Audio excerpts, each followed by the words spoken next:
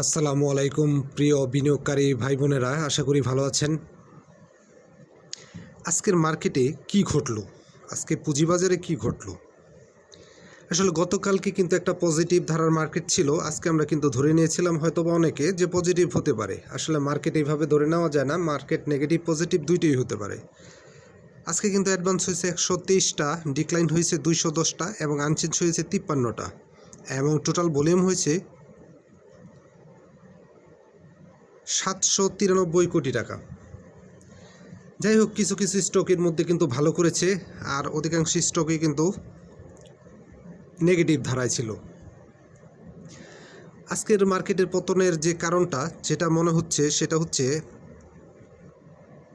যুদ্ধের কোনো সমাধান হয় নাই। ইরান এবং আমেরিকার যে যুদ্ধটা চলমান সেটা কিন্তু কোনো সমাধান হয় না, যদিও এই মুহূর্তে কিন্তু যুদ্ধটা হচ্ছে না। যে আলোচনাটা পাকিস্তানে হয়েছে তারপরে কিন্তু কোনো রকম বড় ধরনের কোনো অ্যাটাক কিন্তু কোনো দেশই করে নাই। তো তারপরেও কিন্তু প্রিয় বিনিয়োগকারী ভাইয়েরা আজকে কিন্তু আতঙ্কগ্রস্ত এবং অনেকটা প্যানিক সেল দিয়েছেন, যার জন্য বাজারটা আসলে ডাউন হয়েছে। যারা প্রফিট টেক করেছেন সেটা ভালো, আসলে যখন প্রফিট হবে অবশ্যই প্রফিট টেক করে নেবেন। তবে একটা বিষয়ে লক্ষণীয়, যেটা হচ্ছে বাজার যখন পজিটিভ থাকে তখন দেখা যায় যুদ্ধের কোনো ভালো পজিটিভ নিউজে বা যে কোনো কারণেই বন্ধ কোম্পানিগুলো কিন্তু পজিটিভ হয়, আর যার উৎপাদন নাই, কিছুই নাই, নেগেটিভ নিউজে সেও পতন হয়। এটা খুবই হাস্যকর একটা বিষয়। আসলে পুঁজিবাজার আপস অ্যান্ড ডাউন নিয়ে পুঁজিবাজার। তবে বাজারে ক্যান্ডেলের দিকে খেয়াল না করে স্মার্ট মানির আচরণ খোঁজেন। স্মার্ট মানির আচরণ যদি খোঁজেন তবে আপনি কিন্তু প্রফিট গেইন করার আপনার একটা পসিবিলিটি তৈরি হবে। স্মার্ট মানি মার্কেটকে যেদিকে নিয়ে যাবে, একটি স্টককে যেভাবে প্লে করবে সেভাবেই কিন্তু প্লে হবে। আর সেক্ষেত্রে আপনি যদি স্মার্ট মানির আচরণটা বুঝতে পারেন তাহলে কিন্তু আপনার প্রফিট গেইন করার একটা ভালো পসিবিলিটি তৈরি হবে। আর গতানুগতিক চিন্তার বাইরে এসে আপনার পুঁজিবাজারকে চিন্তা করতে হবে। গতানুগতিক চিন্তার মধ্যে থাকলে আপনি কখনো এই মার্কেট থেকে প্রফিট করতে পারবেন না।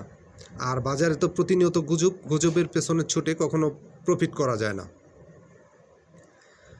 গুজব নির্ভর বাজার, এবং আপনারাও যদি গুজবের পেছনে ছোটেন দিন শেষে কিন্তু আপনারা সর্বশান্তই হবেন। আজকের বাজারে যেটা ঘটলো, গতকালকে বাজারটা পজিটিভ ধারায় থাকলেও কিন্তু আজকে নেগেটিভ হলো এবং অনেকেই কিন্তু প্যানিক সেল দিয়েছেন যুদ্ধের কথা চিন্তা করে। আসলে এমন জায়গায় স্টকে আপনারা এন্ট্রি নেন কেন যেখানে একদিন নেগেটিভ হলে আপনাদের প্যানিক সেল দেওয়া লাগে? বাজার নেগেটিভ পজিটিভ হতেই পারে। আর যেহেতু যুদ্ধের মধ্যে খুব বেশি কিন্তু নেগেটিভ কিছু হয়েছে বলে আমার মনে হয় না। মোটামুটি একটা অ্যাভারেজ একটা মার্কেট ছিল। তবে কেন আপনারা অতিরিক্ত প্যানিকড হয়ে আজকে সেল দিয়ে বাজারকে ডাউন করে ফেললেন?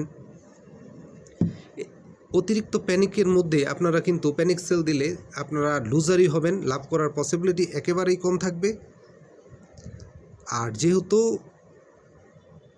এটা কিন্তু পুঁজিবাজারের বিজনেসটা, স্টক মার্কেটের বিজনেস কিন্তু অন্য 5টা বিজনেসের মতো না।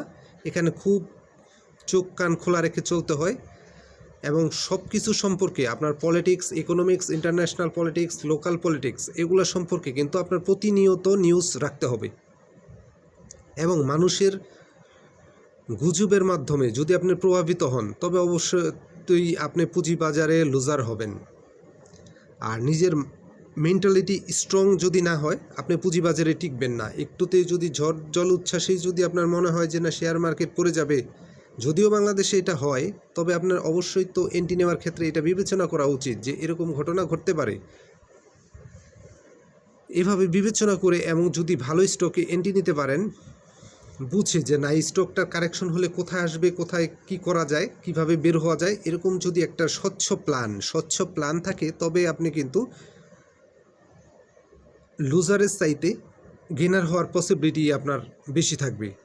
যাই হোক, ইরান যুদ্ধের যে প্রভাব সেটা মনে হচ্ছে সারা পৃথিবীর কোনো মার্কেটে না পড়লেও বাংলাদেশের মার্কেটেই বেশি পড়তেছে। আর আমরা যেহেতু গুজব প্রিয় জাতি, তার জন্য দেখা গেছে এরকম প্রতিনিয়ত হচ্ছে।